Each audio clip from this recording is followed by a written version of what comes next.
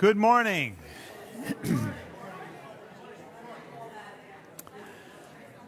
Good morning.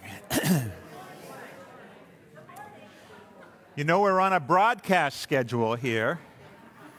The people on Facebook Live expect us to start right at 10 o'clock. Good morning.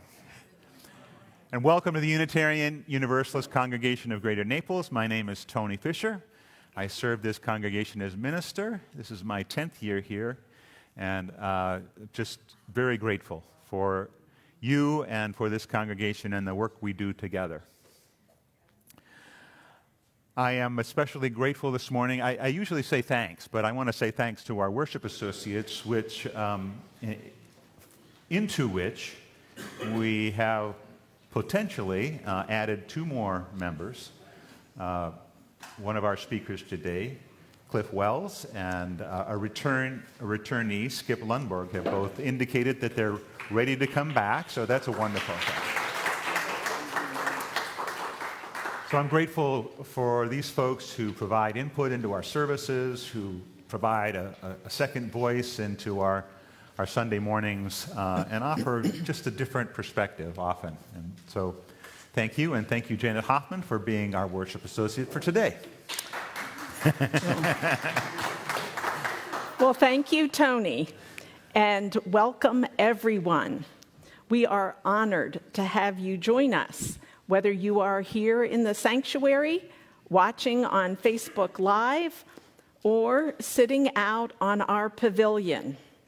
Please know that we extend a warm welcome always to everyone. Welcoming everyone is at the heart of our mission. We are a welcoming congregation, freely seeking intellectual and spiritual growth.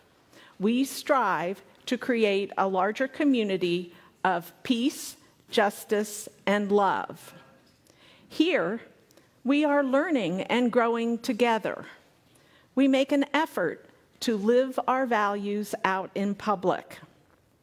If you are new to the congregation, we are particularly grateful that you have found us. Our hope is that you will feel welcome here and that we can help you find ways to connect. And now, let us take a deep breath and settle ourselves into this time of worship with the morning's prelude.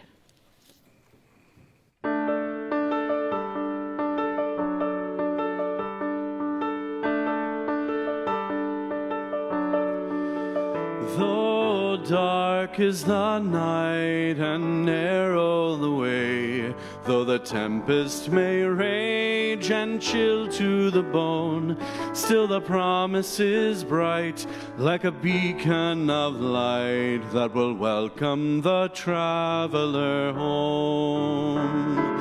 Welcome the traveler home, as out in this wide world we wander alone. Though our ways twist and bend, we know in the end we will welcome the traveler home.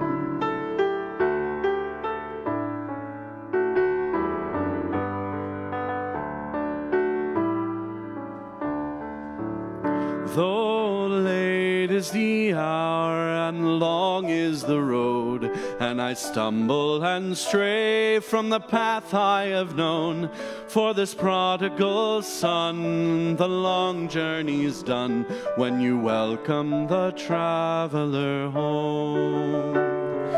Welcome the traveler home, as out in this wide world we wander alone.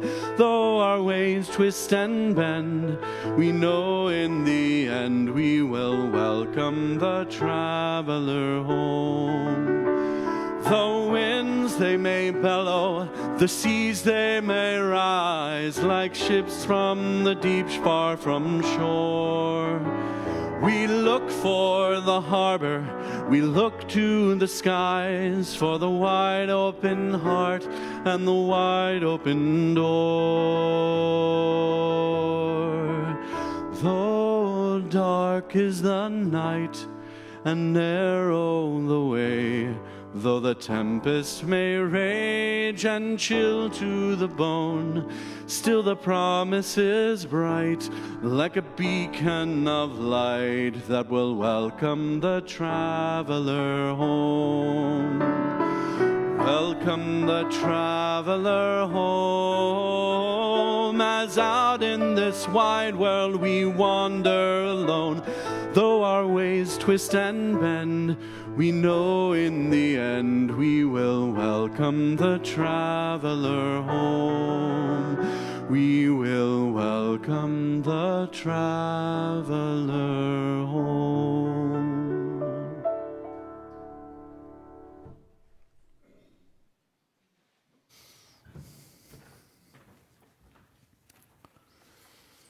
Welcome. On this morning, from Key West to Caribou, from San Diego to Anchorage, Unitarian Universalist congregations are gathering and lighting a chalice, symbol of our free faith and beacon of hope for generations of spiritual seekers. Here in our own small corner of Florida, we welcome back to the chancel a chalice made by the hands of one of our members, Gabrielle Napo. It was made for this congregation just before my arrival in 2014. A couple of years ago, I came into the sanctuary and found the chalice on the chancel platform, its base broken off and in shatters. But fortunately, the bowl was intact. This past spring, when I saw Gabrielle, I explained what had happened and asked if she could create a new base, and so she has. So thank you, Gabrielle, if you're watching on Facebook Live. We are grateful for this chalice you have created. And so, this chalice, this vessel with its broad open rim, stands ready to welcome our diverse perspectives and hold the hopes and dreams that stir within each of us here this morning. The flame we will kindle shortly symbolizes our unity and our understanding that even though our paths may differ, we all strive for beloved community here on this earth. As this community grows and this flame symbolizes our unity, our understanding that even though our paths differ, this flame, may it grow and dance and leap with the added glow of our many lights and radiate back out into the community, far beyond these sanctuary walls. Please join me in the chalice lighting response you'll see on the screen.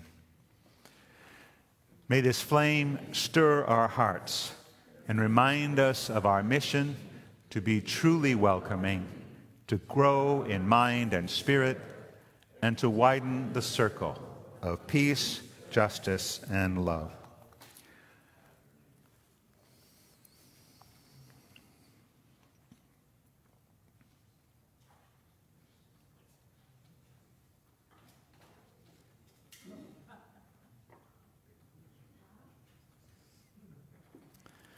Thank you, Janet. And let's rise in body or spirit and join together in singing our opening hymn, number 188 in the gray hymnal, Come, Come, Whoever You Are. And even though we're low in numbers, let's do this as a round. It's always a challenge. We'll sing it once together. I'll lead this group over here, and those of you who are on the pavilion, and Sean will lead this side of the sanctuary.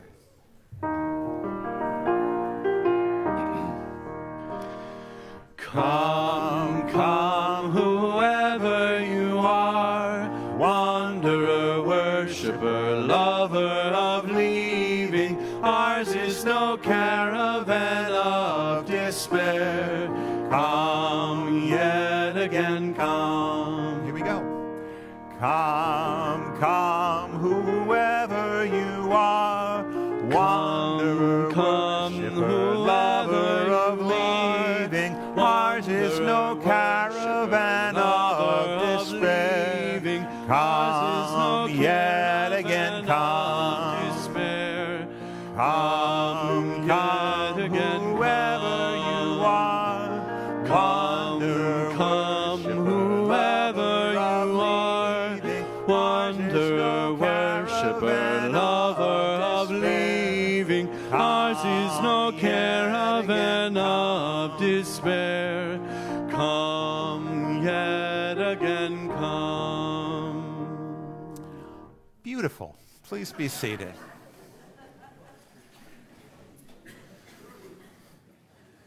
You distrust yourself too much.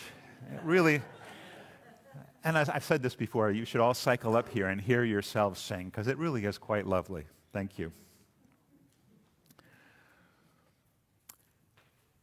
So my question for you this morning, and the question in part of our service this morning, is, when have you felt welcomed?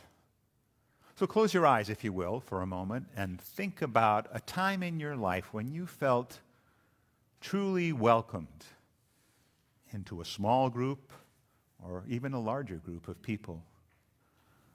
What was the situation? How did you feel beforehand? What was the sense you had of that first sense of connection? What were the elements of that? Take a moment and think about it.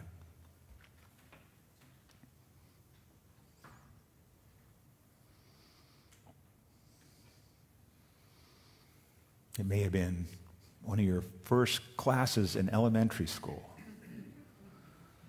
It might have been going into a team meeting, a first team meeting, sports or music, or might have been walking into an office somewhere. Hopefully, one of those experiences walking through the doors here. But that's not always true.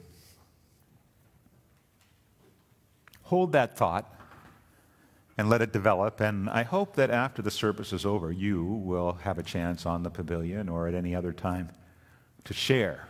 So I actually urge you to ask one another that question again: when have you felt most welcome? This morning we have 3 stories of welcome. And first, Cliff Wells will join me here right now. Cliff, our hopefully newest member of our Worship Associates team, has a story to share. This is my hearing aid. It's in my pocket. Sorry. So, good morning. Here's my welcome story. Trish and I were each born in small towns in rural Oklahoma, where we were raised and educated, if you could call it that. There wasn't much money around, so we didn't go on vacations or travel any at all. So we spent our summers with cousins who were scattered around Oklahoma. Later, while at Oklahoma University in Norman, we met in our junior year on a blind date, set up by a mutual friend. We got married in Oklahoma City a couple of years later, after which we moved into married student housing at Oklahoma State University. When I graduated, Tricia stayed in Oklahoma while I went on to be a warrior in Vietnam, working with other American GIs, strictly in the English language, of course, from an American base in Thailand. How quaint. So after I came home from Southeast Asia, and at the age of 27, I was still an unsophisticated hick from Oklahoma, ready to see the world. I swung by, now help me here, I swung by Oklahoma to pick up my bride and head for our next posting. Certainly the most generous and sincere welcome I have ever received occurred in 1974, when we packed up and moved to Europe for a 3-year tour on the remote East German border. With little foreign experience, we had the usual trepidation of how we could find a new place to live in the German boonies, start a new job on a hilltop radar site in the Rhön Mountains, and start our new life in Deutschland, where we couldn't even read the few street signs that were available. Could Trish even find a job? And if not, what would she do for 3 years? When we arrived at Rhein-Main Air Base in Frankfurt, we were pleasantly surprised to be met by several of my fellow officers on my crew, who whisked us to the area of the Wasserkuppe, a NATO radar site controlling the Berlin corridor, where my job would be. Our new friends had already lined up 3 potential residences where we would be the only Americans in town. We rented one of them the next day and called for our furniture to be delivered. Our friends had even found an old, rusty Taunus Ford for my work car while we waited for our Volvo to arrive by sea. Those several couples took us to our local gas house that night for dinner and introduced us to villagers as if they themselves were old friends. Somehow the locals had learned that an American couple was moving into the village of Luther, population 700, and I think that includes the pigs, and made a big deal of the introductions and our intention to move there. Several beers and schnapps were sent over to our table as a welcome, and we felt right at home. So rather than a somewhat fearful introduction to a strange and unfamiliar living environment where English was spoken by very few farmers in 1974, the sincere welcome we received from our Air Force team and the locals had relaxed us and had us loving it within a few days. What a relief. The warm welcome began 3 years of our best years ever and launched our love of travel. One other short welcome story is the one that Trish and I received from all of you about 5 years ago when we visited UUCGN for the first time. We remember specifically Adrian Caddy. And you can look back here at Adrian in the pink with her sincere, single, broad, warm smile and a big hug, and it was absolutely infectious. How could we refuse her invitation to become UUs?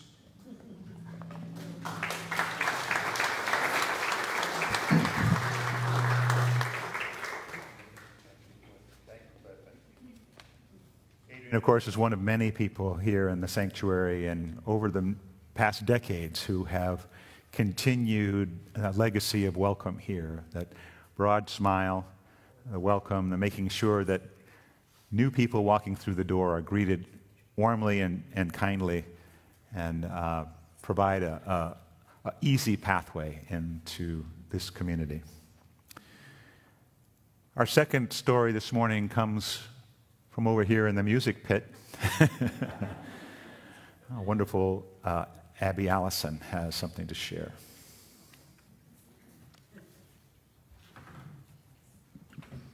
Thank you. Growing up, I was a very shy person. And while I had friends in high school, I never felt that I had really found my group, the group that I could feel really comfortable in. And so then I went off to college and became a music major.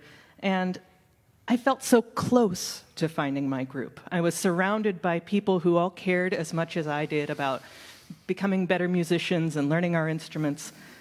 And I loved music school from the very first moment. But early on, I felt like I was more of an observer than a participant. I knew that there were people all around me who I would like to get to know, but it was just too hard to make that first step. My shyness got in the way. And then everything changed a couple of weeks into school. On my schedule, I had my Music Theory 1 class right before lunch. And one day, as I was walking up the hill from the music building toward the dining hall, I heard a voice behind me. "Hey, Abby, want to get lunch?" I turned around and saw someone I barely knew. She had sat behind me in theory class for 2 weeks. I'm not even sure I knew her name yet. But I soon discovered that this was Amy, and she wanted to have lunch with me. Peppered throughout my life, and everyone's, I'm sure, are memories, tiny, vivid memories of something perfectly mundane, something that doesn't seem memorable enough to have been stored in the hard drive, but there it sits, decades later, as if it had just happened yesterday. I believe these mundane moments are moments that shape us. We don't know it at the time, but something profound happened, and we file those moments away. This moment with Amy is one of those memories for me. I can hear her voice exactly as she said it. I can remember where I was on campus. I can remember my surprise at hearing my name and the anxiety of answering, because this means then you actually have to have a conversation with this person. But also the immense relief that someone had taken this first step towards friendship. I do not, however, remember our lunch or our conversation. I know we must have talked and gotten to know each other that day. We must have continued meeting for lunch after theory class that semester, We became friends and roomed together in subsequent years. She was a bridesmaid in my wedding. But that day, the lunchtime conversation wasn't the most important thing that happened. It was Amy's welcome, her willingness to reach out to me, that had a profound impact on me. In that moment, I shifted from observer to participant in college, and this shift opened up possibilities of other friendships, long-lasting friendships that changed me in many ways. Amy was a shy freshman too, but in calling out to me, her welcome said, "Hey, we're here together. Let's not do this alone."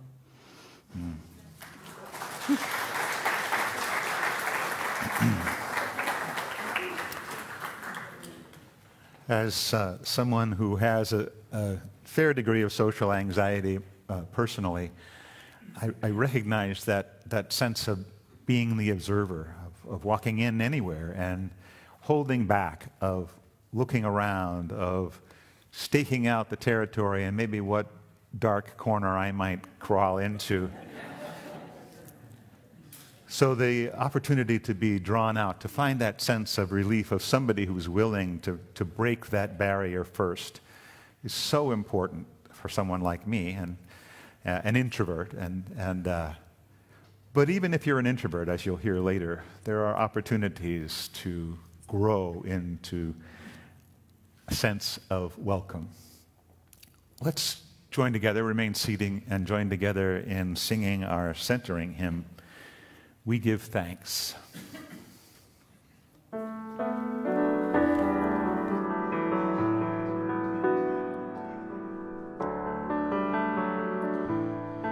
We give thanks for this precious day, for all gathered here and those far away, for this time we share with love and care. Oh, we give thanks for this precious day. Oh, we give thanks for this precious day, for all gathered here and those far away, for this time we share with love and care. Oh, we give thanks for this precious day.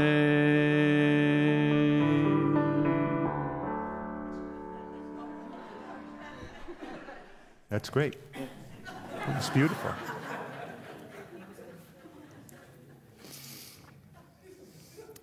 I'm grateful for the two verses. It's a great joy for the two verses. I was once taught in seminary that reading, singing something 3 times is sort of allows you to get a little deeper into it. So we give thanks for this precious day. To begin this particular precious day, we have a very special day in one of our members' life, a big birthday. And we don't often sort of recognize birthdays in the sanctuary because given the number of people that we have, we'd be doing it 5 times a week. But the person that we're singing about today is truly the birthday girl, as she provides so many of us with birthday greetings every day of the year. Della Hansen has a big birthday this weekend.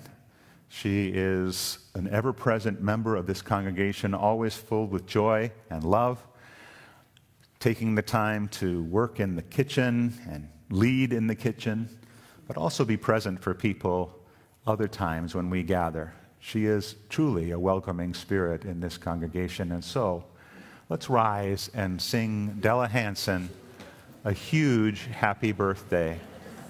She's right here, so you can sing to her here.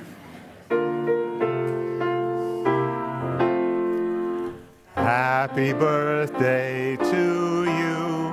Happy birthday to you. Happy birthday, dear Della.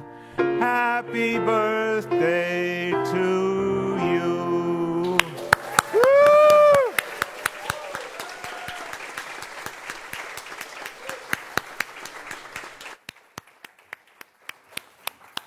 Please be seated. Let me give you a hug.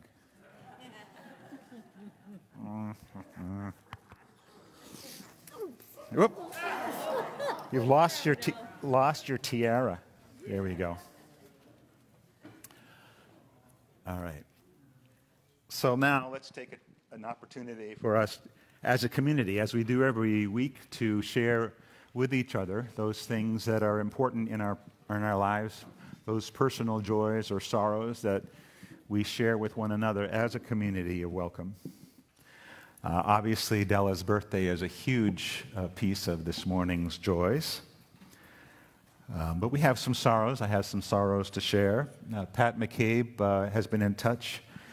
Pat unfortunately lost her brother Mike McCabe, who died suddenly on Labor Day from a heart attack. But she wrote just yesterday that the family also has a joy of a new grandnephew born in St. Augustine, Florida, just yesterday. So for Pat, as with all of us, things sometimes balance out. Never do we forget our losses, but never do we forget those who join our families. We also acknowledge the husband family. Joan has let me know that they'll be leaving for New Jersey to be close to their daughters and living closer there. And we'll mourn that loss as a community. They've been such great members of this community, and we wish them all the best. If you have a joy or a sorrow that you'd like to share this morning, please raise your hand. I'll bring you the microphone. Tell us what's in your heart.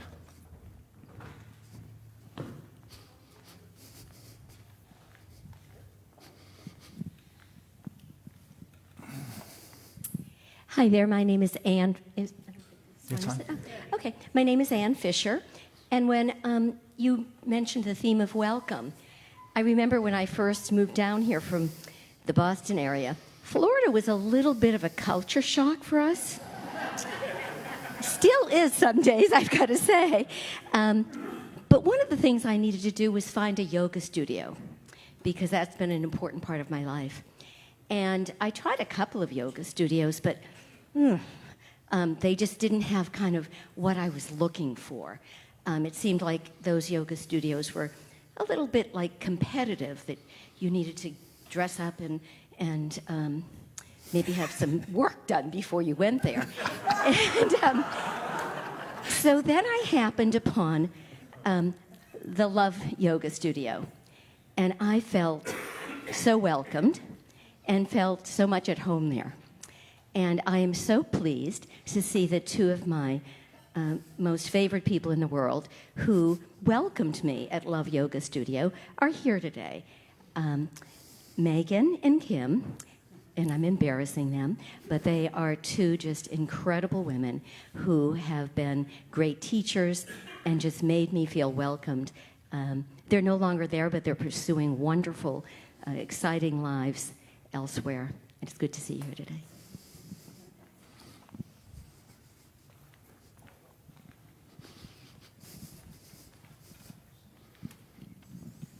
Hi, I'm Marjorie Corello. I've been on a long, extended vacation, traveling across Canada with Julie Wang. And on our 22nd day, the day we decided we would come home early because there's a storm in the Maritime provinces where we were headed, we decided to go to dinner early. And we're in Quebec City, and we're traveling all. And we said, well, we'd like to do the hot tub and do some other things late. We'll have dinner at 4:30.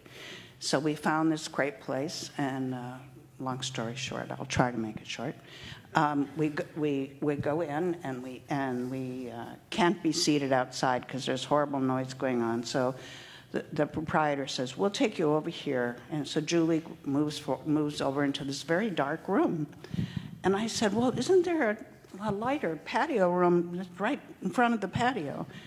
And then I said, Julie. And so Julie turned around, and I'm pointing to this room, and her face changes, a big smile on her face. And I turn around to see what she sees, and she sees Bill and Maria in Quebec City at 4:30 having dinner. So we had a wonderful time together. That's my joy.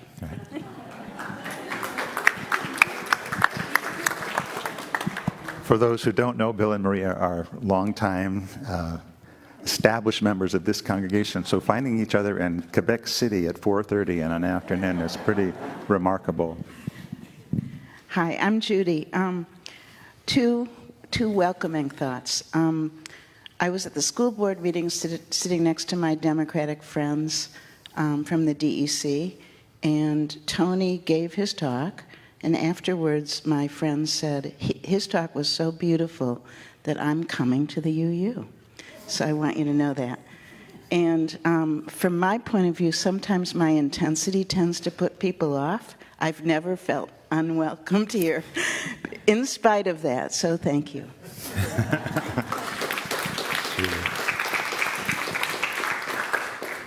Anyone else? Oh, Kathy.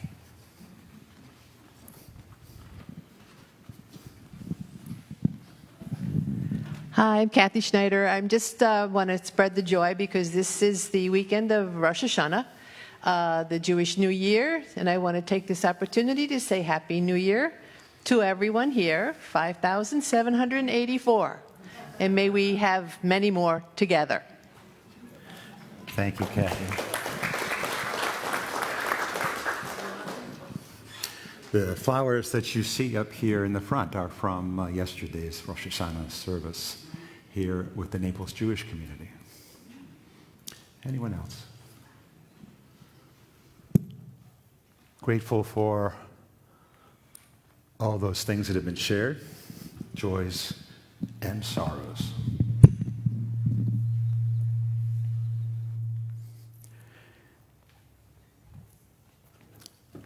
We acknowledge that here in this room, our emotions span the spectrum from joy to sorrow every single Sunday. Whether spoken or not, I hope you know that your feelings, your beliefs are welcome here, and that we hold you in our hearts.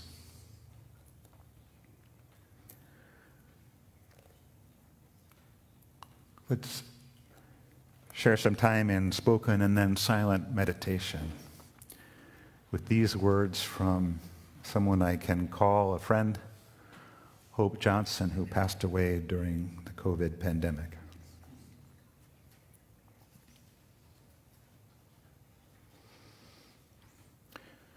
We are one,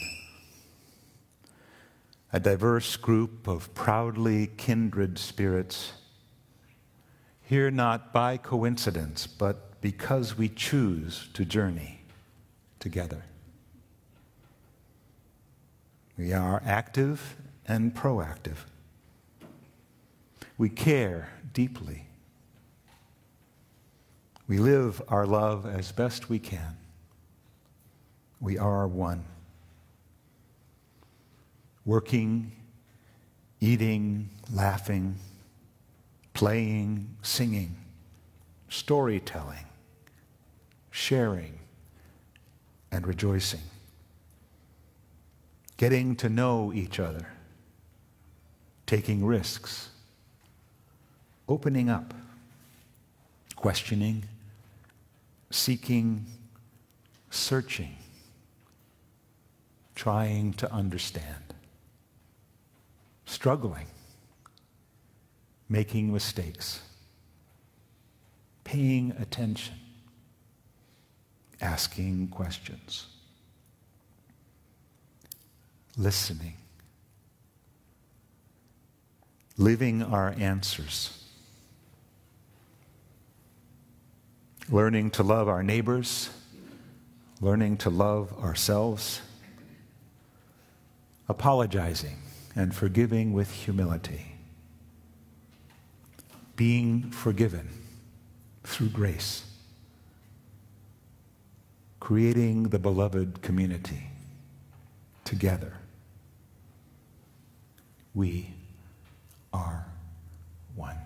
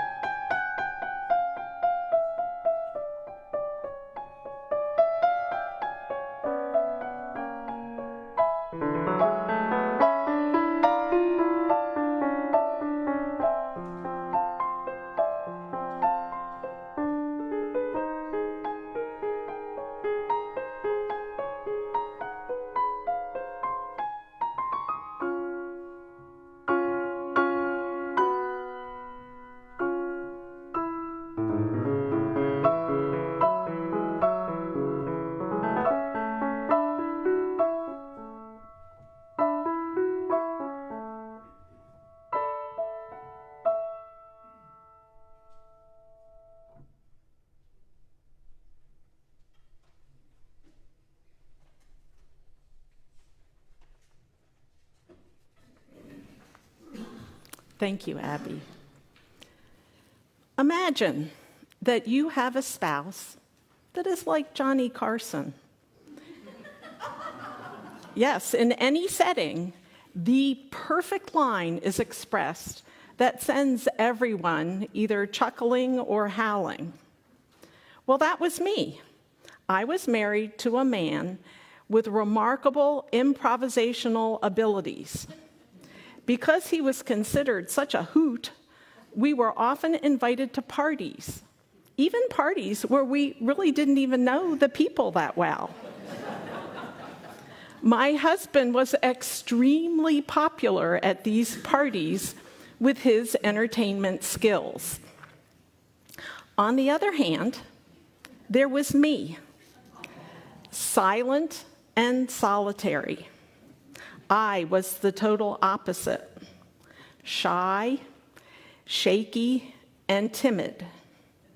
I could not compete at all with my husband. I was not born with comedic genes. So at adult parties, I felt overwhelmed. It was safer to huddle in the corner, unseen and unheard. But that was not satisfying for me at all. I have always valued connections with other people. So I decided to challenge myself. Now at parties with my husband, I began to initiate conversations with the other attendees. I hoped that if I was curious, caring, and courageous, I would meet my need for connection. My goal was to find something that I had in common with whoever I was speaking with. It was scary for me at first, but I did it, and it worked. finding a bond, even a small one, like experiencing extreme weather or liking the same book, created what felt like a seam in the fabric of humanity. There was a feeling of amazement, a spark of joy, when our commonality was discovered. It was astonishing to see how easy the task could really be. It was unusual if I could not find something we had in common. The more I conversed, the easier it became to make a connection. These experiences contained much more delight than dismay. When initiating a conversation, at first I started by using FORD, F-O-R-D. F is asking about their family. O is for occupation. R is finding out what they like to do for recreation. And D is for dreams. Just about everyone at the party was in their 30s, young and active. So I almost never got to D, to find out their dreams. It did get me more conversant, even in other settings, not just at parties.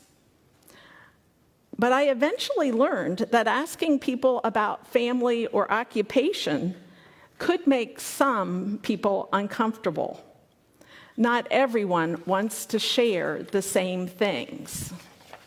I was upset when the conversation didn't seem to go smoothly. And thinking about this, I decided that my concern was also maybe about my discomfort if they were maybe different in a way that I was not used to. Feeling uneasy about another person who was different was really not very welcoming of me. So I recognized I had a need to change.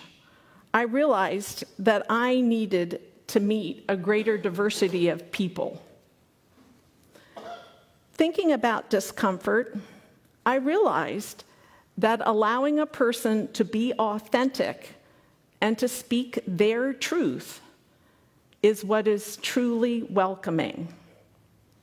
Asking open-ended questions such as, "What is making you happy?" allows them to direct the conversation. Actively listening and listening with curiosity helps to build the connection and be more welcoming. Now, in connecting with others, my goal is to listen more actively. So please remind me when I forget to follow this goal. Thank you.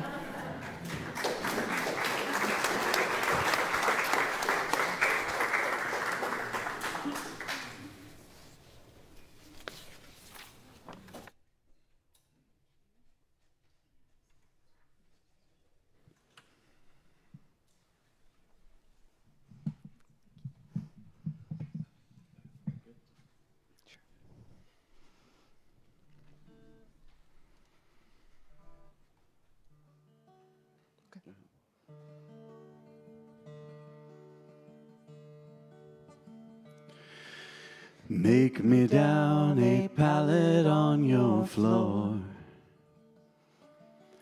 Make me down a pallet on your floor. Make me down a pallet soft and low. When I'm broken, I've got nowhere to go. Been hanging around with a good time friend of mine. Hanging around with good time friends of mine. Oh, they treat me very nice and kind. When I've got $1 and a dime. Weary blues everywhere I see. Weary blues and everywhere I see. Weary blues, honey, everywhere I see. No one ever had the blues like me. Way I'm sleeping, my back and shoulders tired. Way I'm sleeping, my back and shoulders tired. Come tomorrow and I'll be satisfied if I can catch that fast train and ride. So make me down a pallet on your floor. Make me down a pallet on your floor.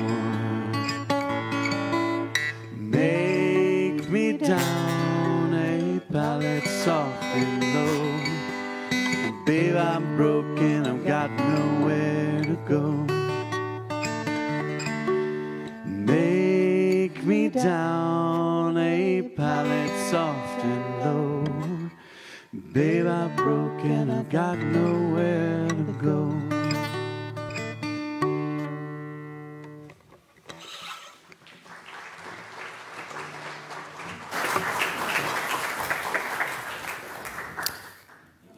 Thank you.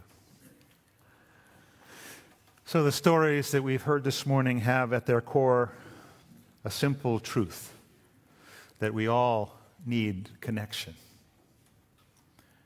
And the problem, of course, is that as people become more polarized in our world, more overwhelmed, more impatient, more easily disappointed in others, the tendency that many of us have, most of us have, I think, is to withdraw, to hold back. Many of us are frustrated by the increasing number of problems, overwhelmed by the number of problems that confront us, and our impotence to resolve even the most simple ones. It seems that no sane person these days wants to participate in yet another problem-solving exercise, because these things only increase our frustration and impotence, our sense of impotence, when things don't work out the way we want them to.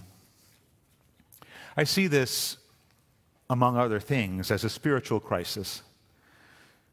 The key to building the world we dream about is maintaining a belief in human connection, a belief in our interdependence. That our interdependence is a reality that can't honestly be challenged, I think goes without saying, but our belief in the connection of all things is constantly being tested and repeatedly severed with the polarization that we feel in our nation, in our community. And when our belief in something greater than ourselves, something rooted in love and compassion, breaks down, we are more likely to retreat into our bunkers, to build walls, to point fingers, to dehumanize other people, to become despondent. To shift this narrative requires a tremendous amount of courage, of compassion, of caring, of curiosity. The moment we make the choice to protect ourselves from conflict, discomfort, and vulnerability by retreating, or worse, adopting the behavior of those people with whom we passionately disagree, allows us to widen the disconnect. The difficult task, the intentional work, is harder, and that is of reconnection. This is not easy work, and it doesn't happen in any given moment. But it starts in communities like this one, with a sense of welcome that we feel, that we share, and that goes beyond the simple greeting. We come here often because this is a place where we can feel safe, a place where we can enjoy the age-old process of good conversation and good coffee, where in our most open moments we're not afraid to talk about the things that matter to us. A place that can, if we let it, constantly surprise us with the wisdom that exists not in any one of us, but in us as a collective. But this has to be a community of more than just like-minded people. An oasis of like-minded people. We have to continually try and create a place where more and more people find that sense of relief upon arriving. If we preach interrelatedness, interdependence, then it behooves us to learn the deeper art of welcoming, which involves a curiosity about where the connecting points are, as well as an active openness to difference, and more than anything else, the art of listening. In his book, Finding What You Didn't Lose, poet John Fox writes, "When somebody deeply listens to you, it's like holding out a dented cup you've had since childhood and watching it fill up with cold, fresh water. When it balances on the brim, you are understood. When it overflows and touches your skin, you are loved." Each of us brings a separate truth here. We bring the truth of our own life, our own story. We don't come here as empty vessels, but as full people, each with our own story and our own truth, and we seek to add our truths, add to our truths, and add to our stories in joining a community like this one. And we seek to add our truths and our stories as well. This room is rich with experience, truth, of love. All manner of people are here. People who are anxious, people who are needy, people who are frightened, people who are joyful and active and engaged, people who are bored, people who are wondering, people who are curious. We bring all our truths with us each and every time we cross the threshold. We are whole people, which doesn't mean we're always feeling good about ourselves. But it means that we come with all of who we are, our gifts and our faults. And we bring those to this place to share and to learn and to grow and to change. We bring all those truths with us, and if we are intentional, we are recognizing those truths and those stories in lives other than our own, expanding and connecting. Here, may we hear and honor the truths that each of us brings and that we bring together. For together we do have truths. Together we do have a story. Together we have work to do to widen this circle of love.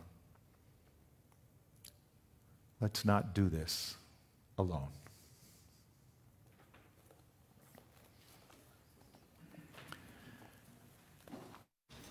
Now is the time when you have an opportunity above and beyond your annual pledge to provide your gratitude for the ongoing mission, the work of this congregation. The morning's offering will be gratefully received.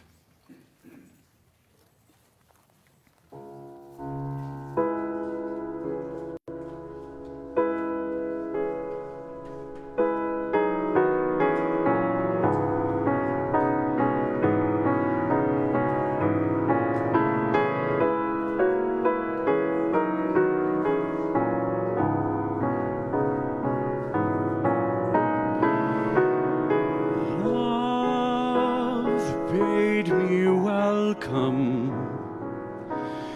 yet my soul drew back, guilty of dust and sin. But quick-eyed love, observing me grow slack from my first entrance in, drew nearer to me, sweetly questioning if I lacked anything.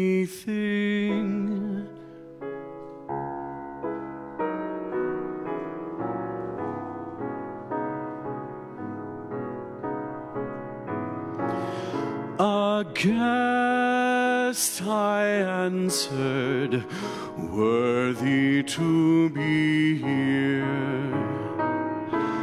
Love said, you shall be.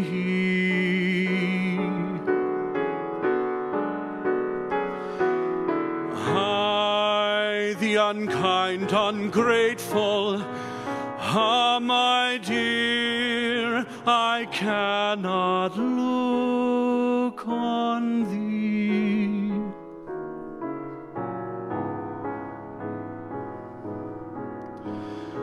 Love took my hand and smiling did reply, who made the eyes but I? Truth, Lord, but I have marred them. Let my shame go where it doth deserve.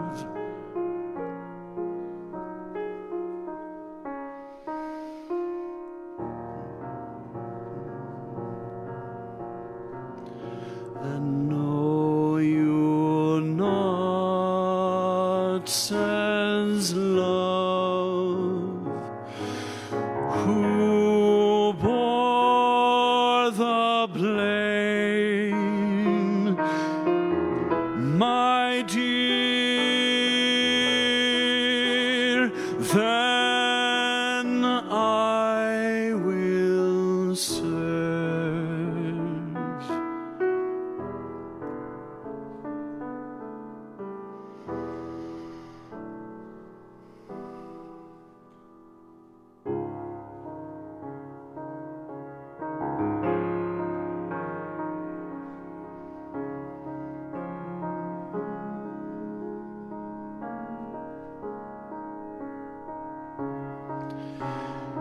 You must sit down,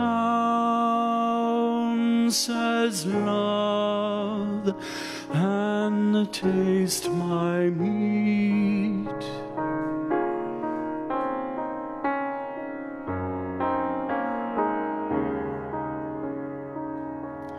So I did sit and eat.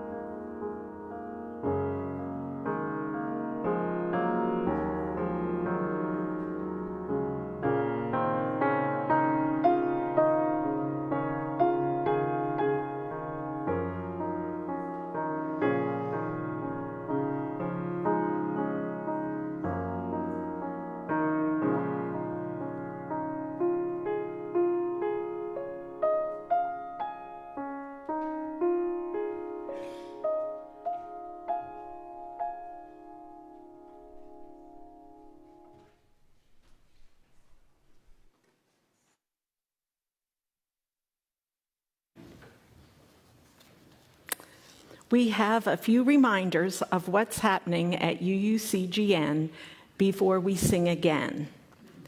The 2023 All-Congregational Survey that Reverend Tony has mentioned in the past few weeks will be in your email box no later than tomorrow. The Board of Trustees and many of our standing committees have put together a survey to get your input on a number of important areas that are important in congregational life, so they might set goals for the congregation this year and into the future as we approach our 50th anniversary. The survey will take about 15 minutes to complete, and we hope to hear from each one of you. The board thanks you in advance for your participation in this survey. Please remember to look at the Sunday news and the regular email blasts for all the ongoing activities here at UUCGN, including the in-person meditation group at 10:30 on Saturdays here in the sanctuary, and the online meditation group that meets on Zoom Tuesday afternoons.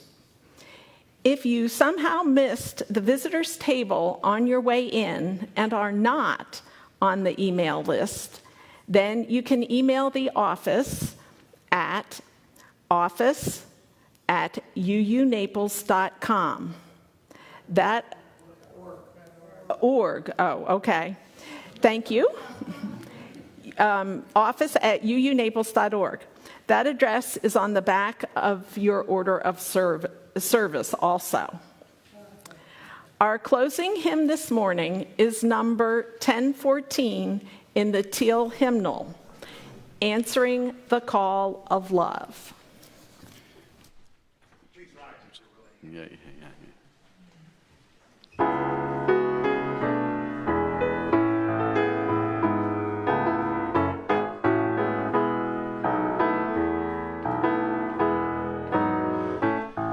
The promise of the Spirit, faith, hope, and love abide, and so every soul is blessed, made whole. The truth on our hearts is our guide. We are answering the call of love.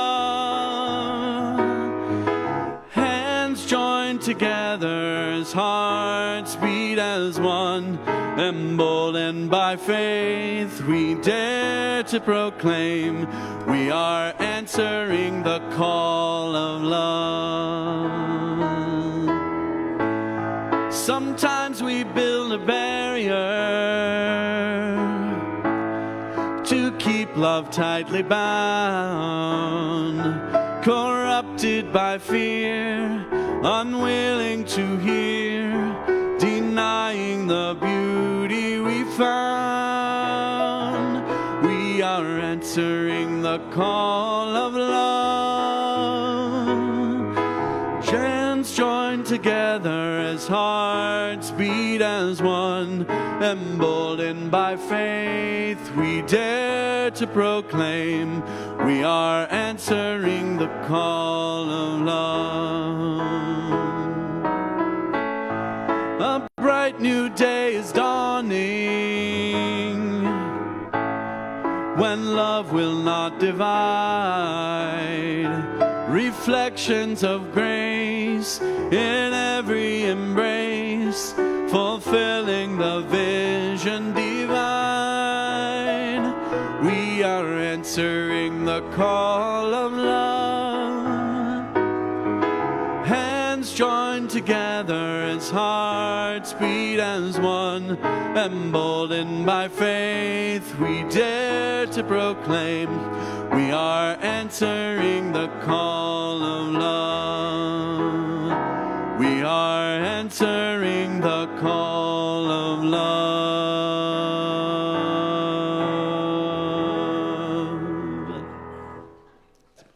We clasp the hands that go before us and the hands who come after us. We enter the little circle of each other's arms and the larger circle of lovers whose hands are joined in a dance, and the larger circle of all creatures passing in and out of life who move also in a dance to a music so subtle and vast that no ear hears it except in fragments. Go in peace. Go in love. Have a wonderful day.